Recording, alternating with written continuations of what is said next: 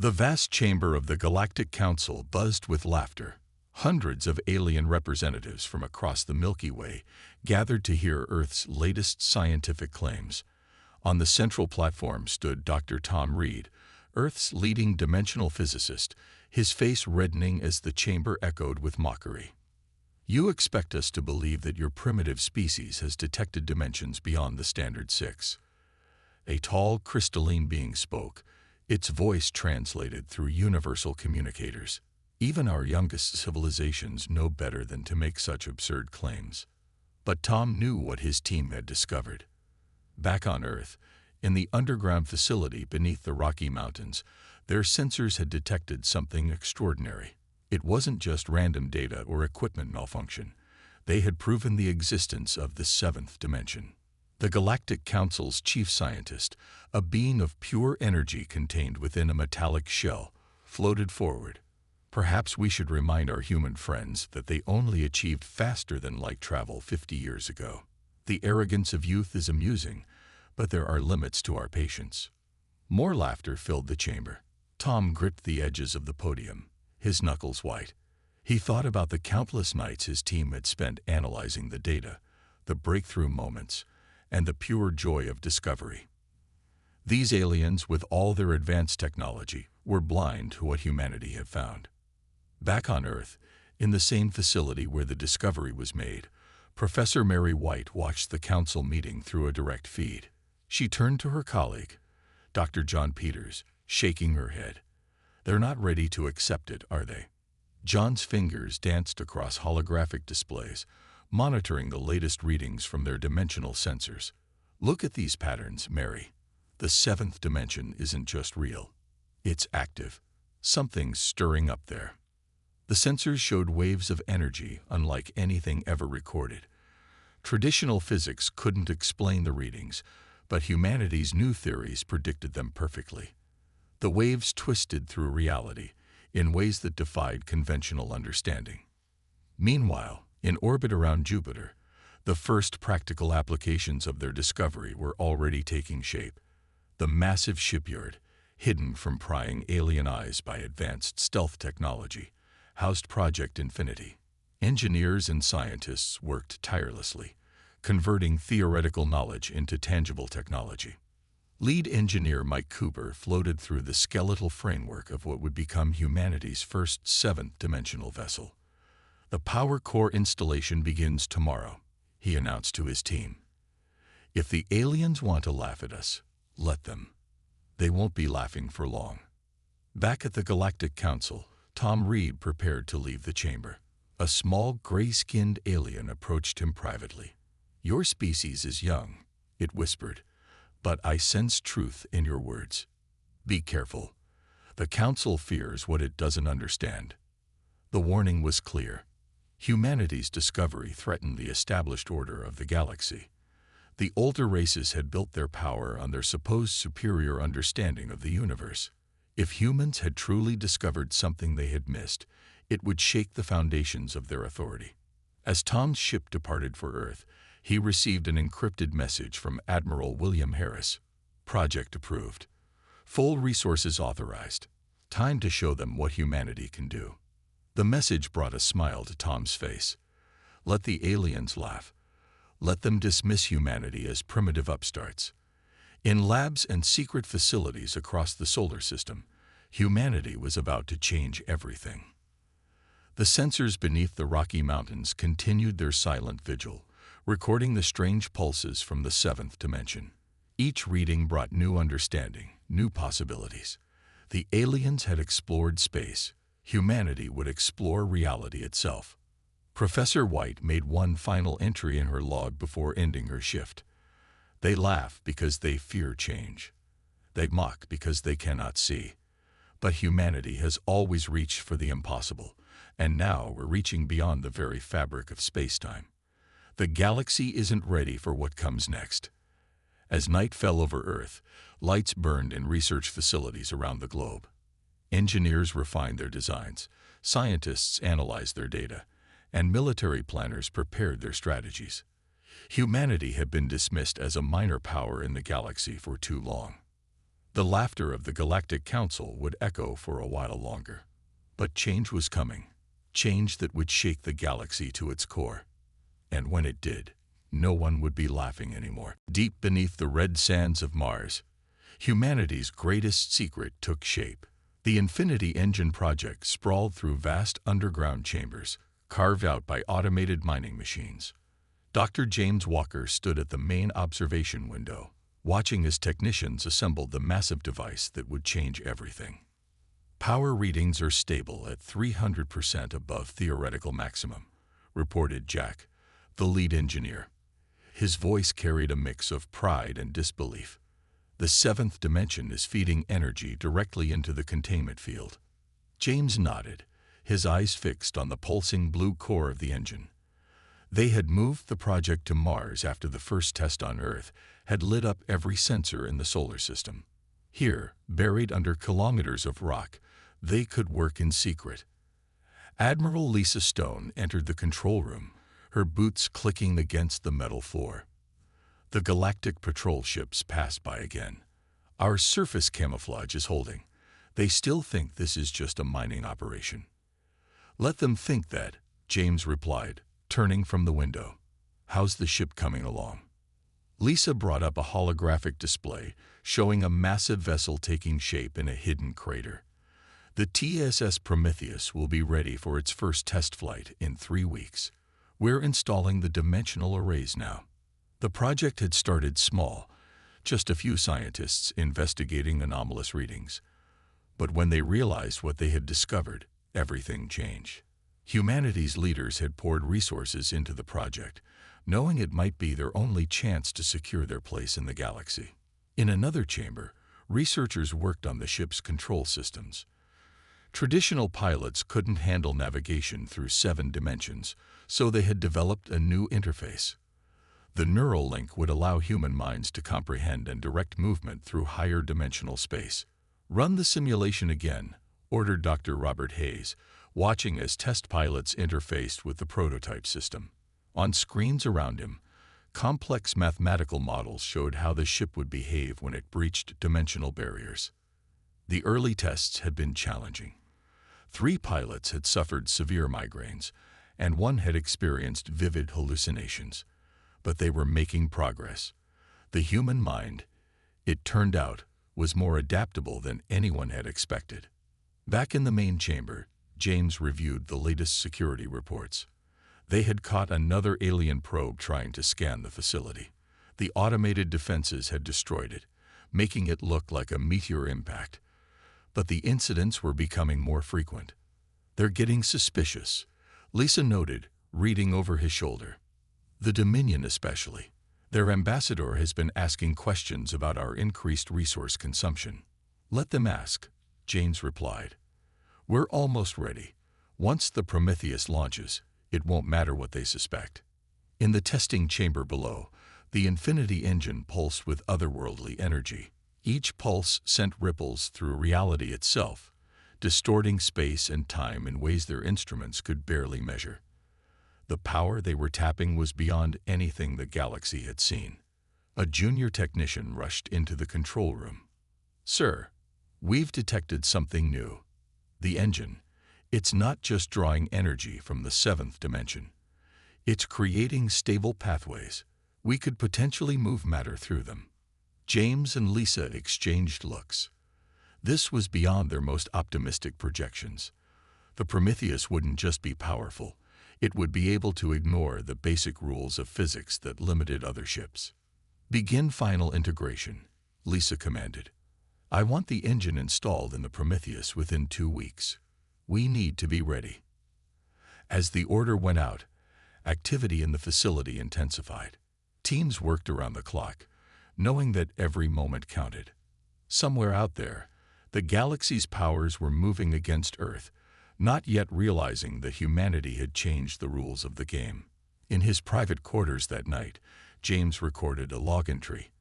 The project nears completion. Our ancestors looked up at the stars and dreamed of reaching them.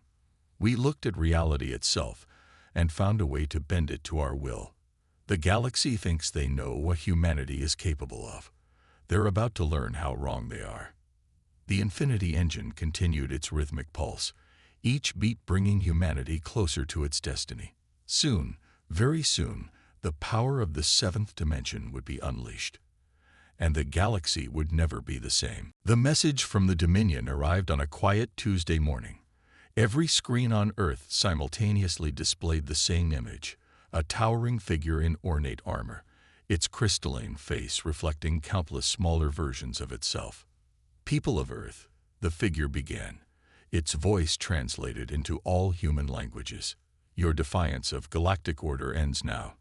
The Dominion has watched your primitive species stumble through space long enough. Submit to our rule or face extinction." In the Mars facility, Admiral Lisa Stone watched the broadcast with cold anger. Around her, the command center had fallen silent. The threat wasn't unexpected. Intelligence had warned them the Dominion was growing impatient with Earth's independence.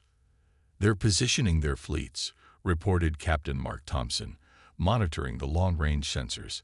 "5 major battle groups moving into the solar system. Traditional defenses won't hold against that much firepower." Lisa touched her communicator. "Dr. Walker, what's the status of the Prometheus?" James's voice came back tense but controlled. "Final calibrations are underway. The Infinity engine is stable, but we haven't tested it at full power. We need more time." Time was something they might not have. The Dominion ships were advancing with the arrogant confidence of a power that had crushed hundreds of civilizations before. Their technology was centuries ahead of conventional human weapons. Above Earth, the Galactic Council's observation post recorded everything. The Council had declared itself neutral, but their inaction spoke volumes. They were content to watch humanity fall. "The Dominion fleet will reach Mars in 6 hours, Mark announced. "Earth in 8. Their weapons can crack a planet's crust. They've done it before." In cities across Earth, people watched the skies with growing fear. The Dominion's reputation was well known. They had wiped out the entire Centauri civilization for refusing to bow to their authority. Their ships were virtually invincible to conventional weapons. Deep under the Martian surface, the Prometheus waited in its launch bay. The massive ship looked unlike anything humanity had built before. Its hull was laced with dimensional arrays, designed to channel power from the seventh dimension itself. "Begin evacuation of non-essential personnel," Lisa ordered. "If this doesn't work, I want as many people safe as possible." The Dominion's second message was shorter. "Your silence is noted. Prepare for cleansing." In the ship's neural control center, test pilot David Wilson underwent final preparations. The neural interface covered his head like a silver web, connecting his mind to the ship's dimensional navigation systems. "All simulations are green," reported Dr. Hayes. "David's neural patterns are stable. If we're going to do this, it has to be soon." James walked through the ship one last time, checking critical systems. The Infinity engine hummed at the heart of the vessel, its energy readings already distorting nearby spacetime. "Admiral," a sensor operator called out, "the Dominion fleet has accelerated. They'll reach Mars in 3 hours." Lisa made her decision. "Begin launch sequence. We're out of time." Throughout the facility, warning klaxons sounded. The massive doors above the launch bay began to open, revealing the red Martian sky. The Prometheus's engines came to life, not with the familiar roar of fusion drives, but with an otherworldly hum that seemed to come from everywhere and nowhere. "They're detecting our power signature," Mark reported. "The Dominion fleet is responding. They're launching fighters." Lisa opened a channel to all Earth forces. "Hold your positions. Do not engage. Let them come." In the neural center, David closed his eyes as the interface activated. Through the ship's sensors, he could feel the approaching Dominion fleet. And something else. The seventh dimension pulsed around them, full of untapped power. "Remember," James said over the ship-wide comm, "we only get one chance at this. If we fail, Earth falls." The Prometheus rose from its hidden bay, its hull gleaming under the pale Martian sun. The Dominion ships would arrive expecting to find a cowering civilization awaiting execution. Instead, they would face humanity's greatest achievement. "All stations report ready," Mark announced. "Infinity engine at standby power." Lisa Stone stood at the command center, watching as humanity's fate hung in the balance. "Let them come," she whispered. "Let them see what humanity can do." The stars waited silently as two forces prepared to clash, one wielding the arrogance of ages, the other holding the power to reshape reality itself. The galaxy's greatest conflict was about to begin. The Dominion fleet emerged from hyperspace in perfect formation. 5,000 ships, each a masterpiece of advanced technology, spread across the space near Mars. Their golden hulls gleamed in the sunlight, a display of power meant to inspire terror. "Look at these primitives," the Dominion fleet commander broadcasted openly. "They haven't even attempted to flee. Perhaps they've accepted their fate." The Prometheus hung silently above Mars, its unusual design drawing curious looks from the alien observers. The ship's hull rippled with strange patterns, distorting the space around it in ways the Dominion sensors couldn't quite understand. "What is that vessel?" demanded the fleet commander. "It matches no known human design." Inside the Prometheus, David Wilson sat in the Neural Control Center, his mind merged with the ship's systems. Through the advanced interface, he could feel the seventh dimension pulsing around them, waiting to be unleashed. "Dominion fleet is launching fighters," reported Mark from the Mars Command Center. "They're treating this like a training exercise. Their shields aren't even at full power." Admiral Stone's voice came through clear and calm. "Let them come closer. Let them think they know what they're facing." The Dominion fighters approached in a beautiful attack pattern, their weapons charged. To them, this was routine, another primitive species to be brought to heel or destroyed. "Amusing," the Dominion commander broadcasted. "They send one ship against our fleet. Let us show them the price of such arrogance." The first wave of fighters opened fire. Their energy weapons, capable of cutting through conventional shields like paper, struck the space around the Prometheus. But instead of impacting shields or hull, the beams seemed to twist and vanish. "What trickery is this?" the commander demanded. "Full scan of that vessel." In the Neural Center, David smiled. Through the ship's sensors, he could see the confusion spreading through the enemy fleet. "Ready to show them what we can really do, Admiral." "Infinity engine at full power," James reported. "Dimensional arrays aligned. We can begin at your command." Lisa Stone stood at her command post, watching the massive fleet that had come to destroy her world. "Send the message," she ordered. The transmission was short. "You came to see what humanity is capable of. Allow us to demonstrate. This is the TSS Prometheus. Remember the name." The Dominion commander's laughter echoed through all frequencies. "Your bravado is noted, humans.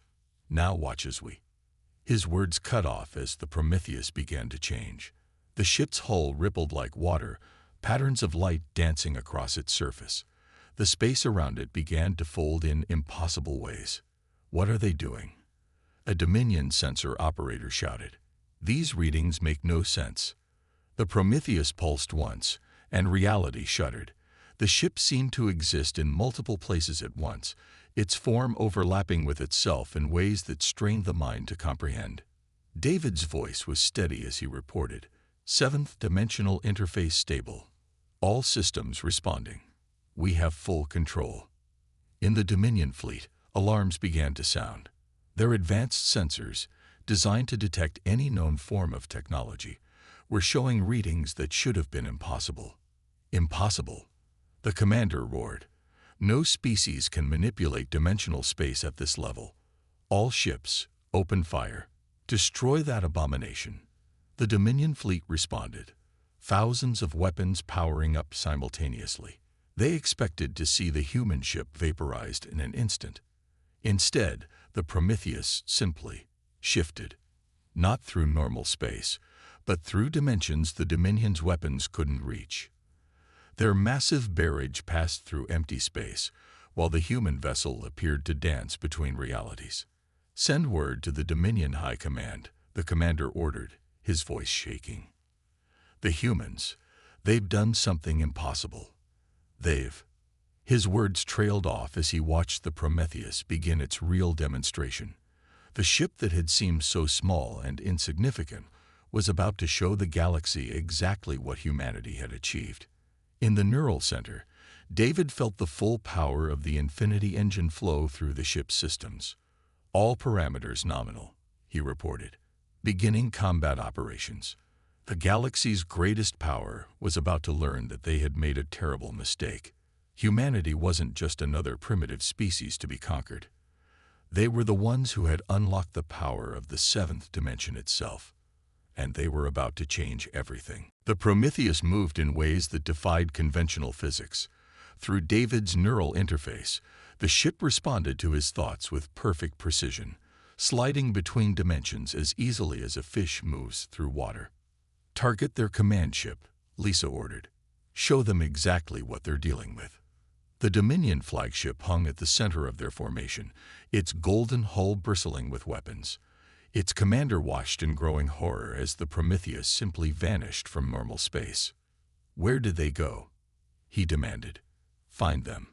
The answer came seconds later, as the Prometheus appeared simultaneously at 12 different points around the flagship. Not copies or holograms. The same ship, existing in multiple locations at once through seventh-dimensional manipulation. "Impossible." The Dominion's science officers screamed. "Their ship is violating fundamental laws of reality." Inside the Prometheus, David guided the ship with thoughts that transcended normal spacetime. "Initiating power demonstration," he reported calmly. The Infinity engine pulsed once. A wave of seventh-dimensional energy rolled out from each version of the Prometheus.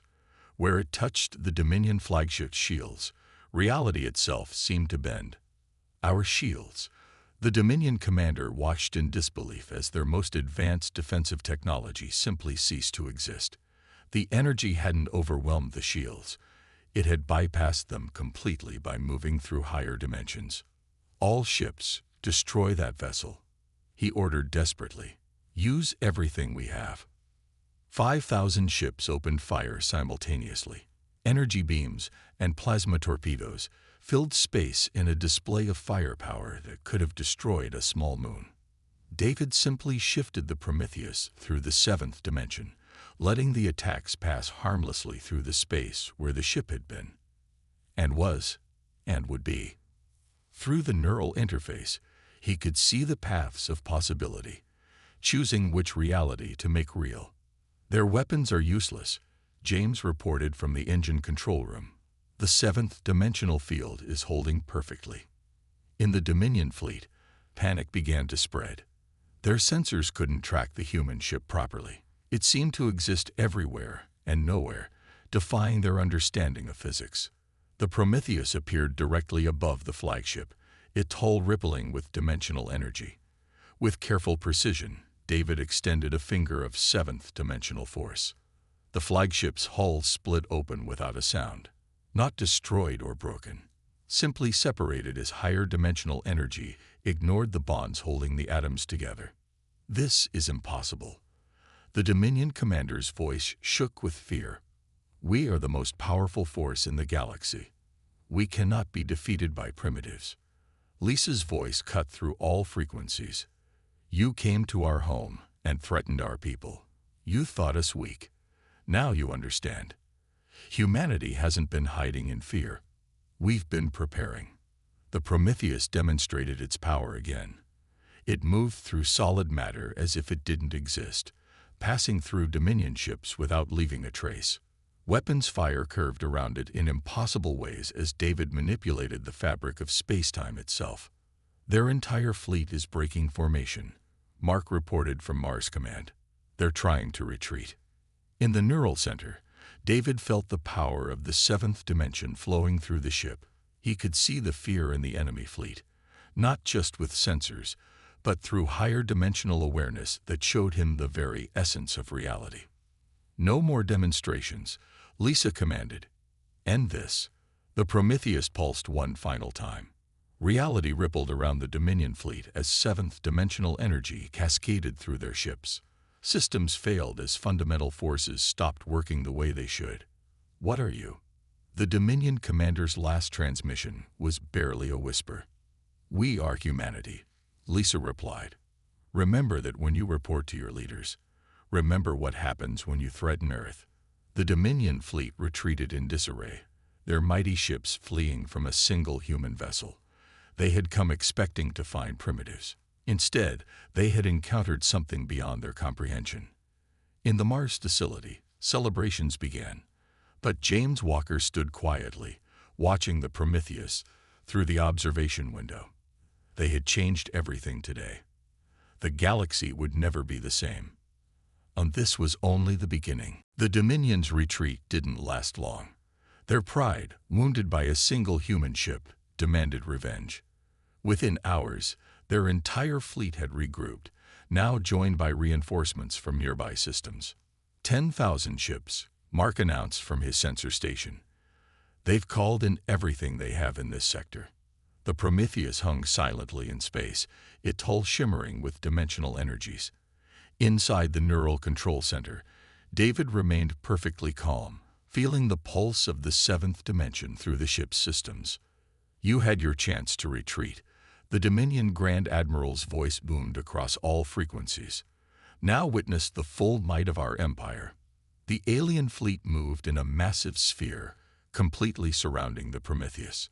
Their formation was designed to create an inescapable kill zone, with overlapping fields of fire that would ensure nothing could survive. They still don't understand, David said softly, his mind merged with the ship's consciousness. Should we show them? Admiral. Lisa Stone's voice was steady. Begin the battle. Show them why they should have run while they had the chance. The Dominion fleet opened fire. The space around the Prometheus erupted with enough energy to vaporize a small planet. For a moment, the human ship vanished in the blinding light of 10,000 weapons. When the light faded, the Prometheus was gone. Victory, the Grand Admiral began to declare, but his words died as the impossible happened. The Prometheus existed suddenly in 1,000 places at once, each version as real as the next. Through the seventh dimension, David could position the ship anywhere, everywhere, manipulating reality itself as his weapon. Impossible. The Grand Admiral roared. No ship can. His words cut off as the Prometheus began its real attack. Moving through higher dimensions, the ship ignored the laws of physics that bound the Dominion fleet. Their shields meant nothing. Their armor was irrelevant. David guided the ship with surgical precision. Each movement split reality. Each attack bypassed all known defenses. Dominion ships found their power cores simply ceasing to exist, extracted through dimensional spaces their sensors couldn't detect. They're trying to retreat through hyperspace, Mark reported excitedly. But retreat was impossible. The Prometheus, moving through the seventh dimension, could reach them anywhere. Distance had no meaning when you could fold space itself. Inside the Dominion fleet, panic spread like wildfire. Their mighty ships, the terror of the galaxy, were helpless. Some tried to fight, others tried to flee, but nothing they did mattered. Your fleet is finished. Lisa broadcast to the Grand Admiral. Surrender now. The response was a barrage of weapons fire that would have annihilated a small star system. The Prometheus simply shifted between dimensions, letting the attack pass harmlessly through space it no longer occupied. David felt no strain as he guided the ship. Through the neural interface, the seventh dimension was as natural as breathing. He could see the paths of possibility, the flows of reality itself.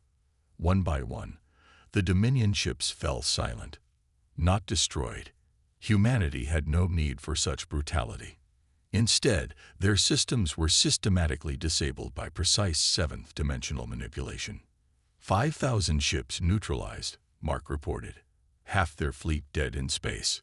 The Grand Admiral's voice shook with fear and rage. What are you? What have you done to our ships? We are humanity, Lisa replied calmly. We tried to warn you. We tried to show you peacefully. You chose this battle. The remaining Dominion ships attempted one final desperate attack. They charged their weapons to overload, planning to take the Prometheus with them in a massive suicide strike. David saw their intentions through the higher dimensions. With a thought, he reached out through the seventh dimension and simply turned their weapons off, not through any physical means, but by manipulating the very fabric of reality around them. The battle ended not with a bang, but with silence. 10,000 ships, the pride of the Dominion fleet, hung powerless in space. The greatest military force in the galaxy, defeated by a single human vessel. In the Mars Command Center, Lisa Stone looked at the sensor displays showing the disabled Dominion fleet. "Send word to Earth," she ordered. "Tell them the threat is over. And tell the galaxy, everything has changed." The Prometheus had done more than win a battle. It had rewritten the rules of warfare itself. The age of conventional space combat was over.